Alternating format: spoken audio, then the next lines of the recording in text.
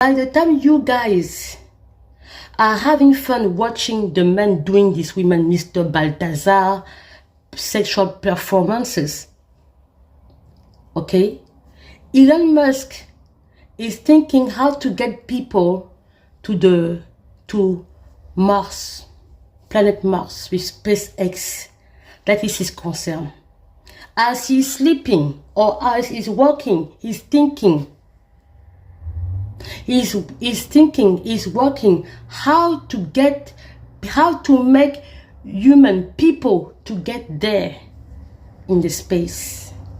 Every day they are doing the reverse, I don't know how to say that, to send his engine, how you say that, to go to space.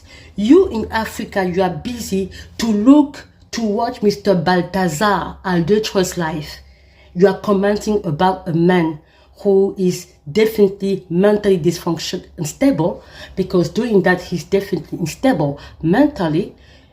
You are taking the time to watch his 400 video while the world is making decisions. Last time I was talking about why in France, young people are already involved to talk about the situation of their country.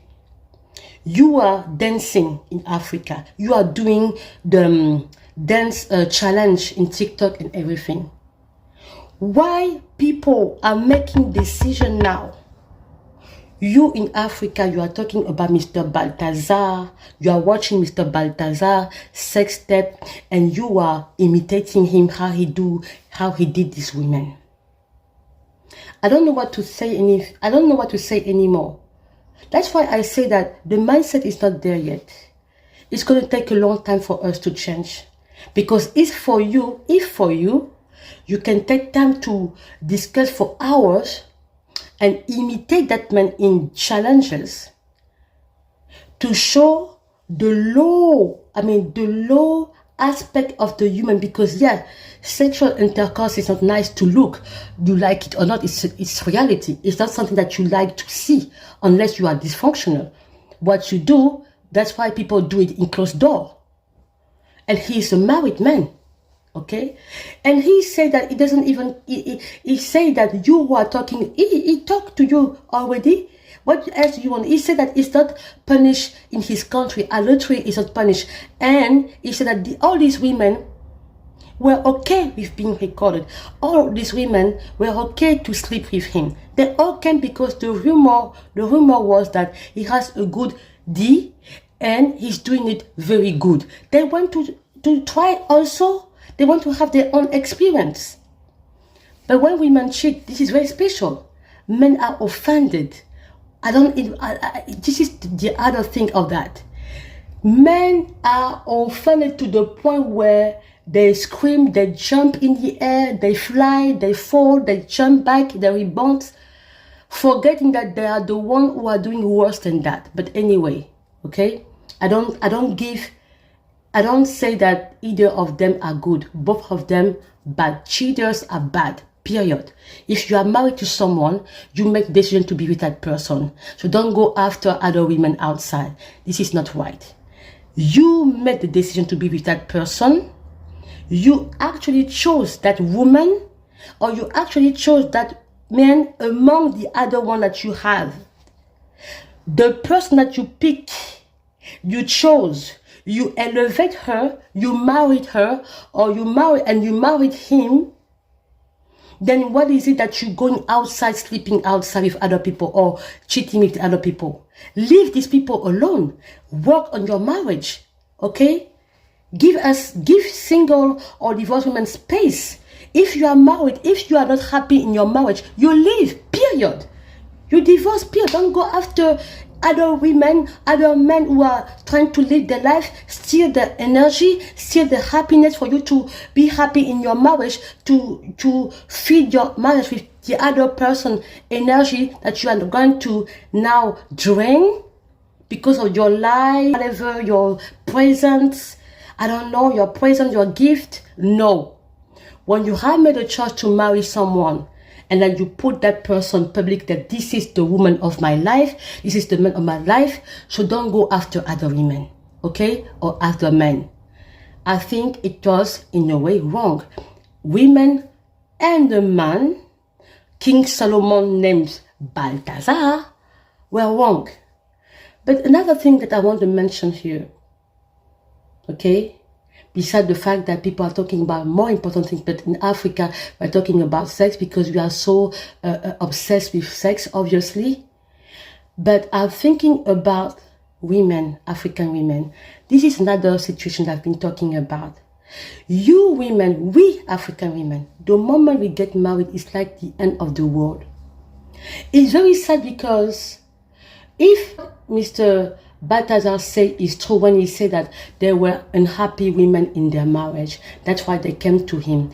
And he even said that he's confident that he has no infection, he's not sick, he's very confident that but if they found that he's sick, he can sue either of these 200 women who contaminate him, or all of them. Okay, this is another thing. But I'm disappointed in women who are doing that. Why? Because in Africa, we know how difficult it was before for parents, some countries, putting their girls, their daughter to school. Usually people, privileged boys to go to school. When you are lucky to go to school and to do your studies, and you have all your degrees, university degrees, and at the end, your only concern of all this money spending and all this time that you study in high school and university, your more concern is marriage. I don't know what it is. So what about the passion that you have first when you start to do your studies? What about your career that you were really thinking about? You have no ambition. If your husband, how can you summarize your life, your whole life, to marriage? So because the husband is cheating, I understand. You knew how it was. You knew. African men are good cheaters. And the thing is, African men, they don't even feel bad about it because they can even bring the mistress in the home. We know that. I understand it can be very painful. It hurts. It hurts to be cheated. It hurts. I understand. But usually, is it the right thing to do the same thing like him? I don't know. I think that when someone is busy, when someone has ambition, it cannot cheat. It cannot. Why? Because you are so focused on doing things. I think most of these women are wife or senior government officers. Why don't you think about changing the life of other women in your city? Instead of going after Mr. Balthazar or any type of Balthazar in town, because we know that this is what they are doing. You know that what is ministry, in department ministry, sometimes, all these minister offices and institution. Now we know what you are doing. Mr. Balthazar has revealed the truth. That's why he has revealed the truth. That's why we are shocked, because it is what it is. That's why this work that you're investigation, whatsoever you do, is not really doing well. How many women in Africa are we pushing? Because this is the problem.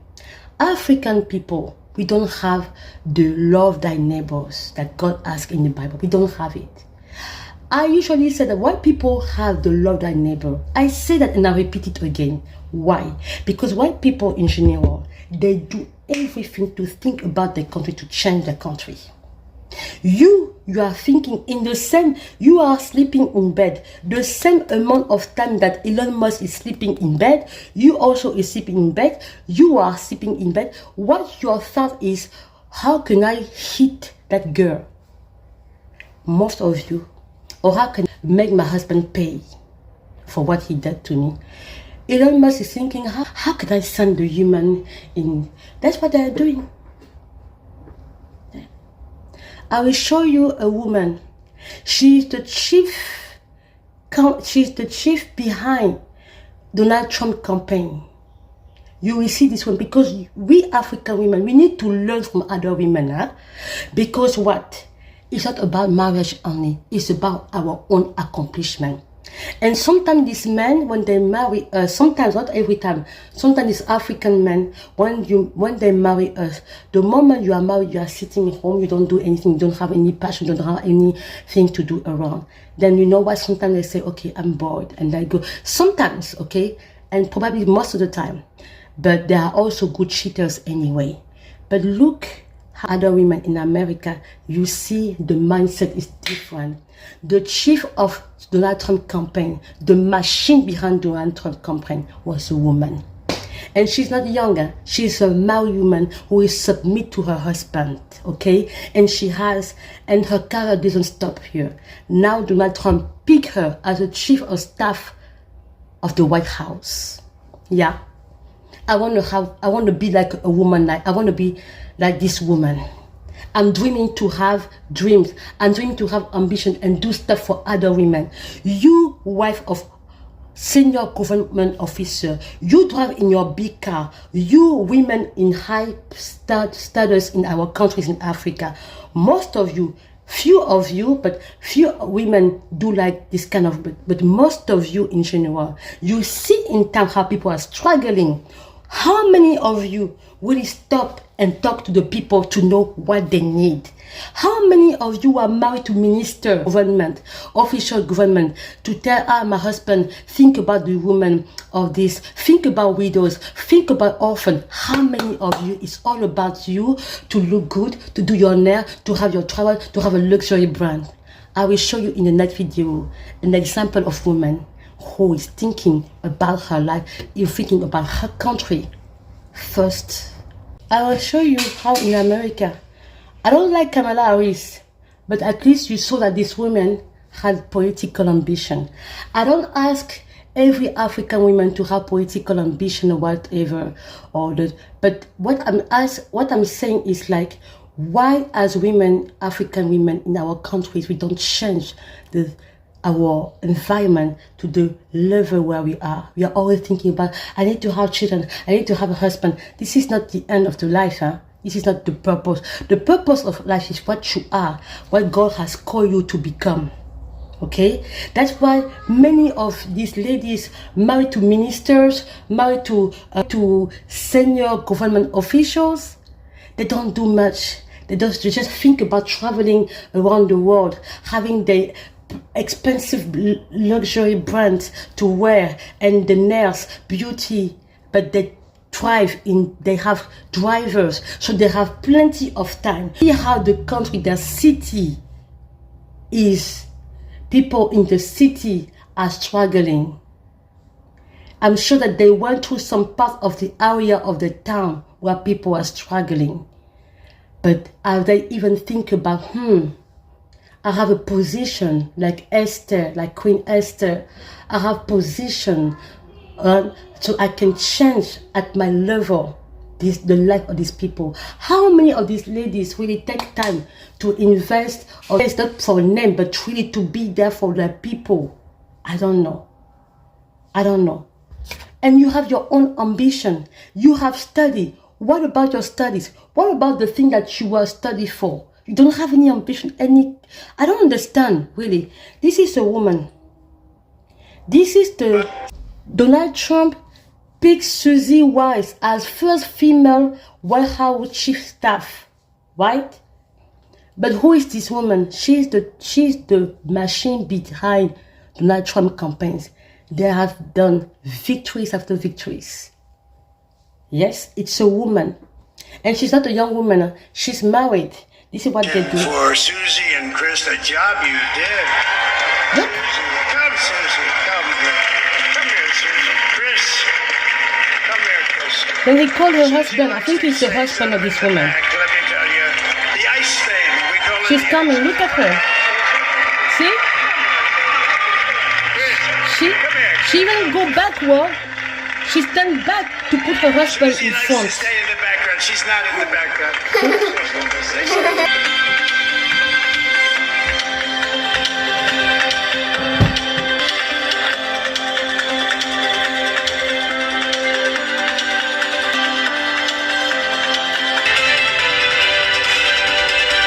Look at her. Yeah.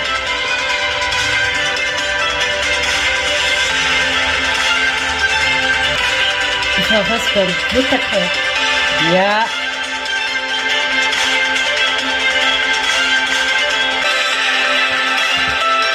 Look at her husband. Look at her. She's standing right behind Donald Trump. She's talking to Donald Trump right there. Look at her working with Donald Trump. Okay? Yeah. This is what women do in America and some part of the world. They are thinking about their country, how to improve their country. It's not about my marriage. No. I'm sure that she has children. Maybe she has children. But it didn't stop her to have a dream on her own. She has a career.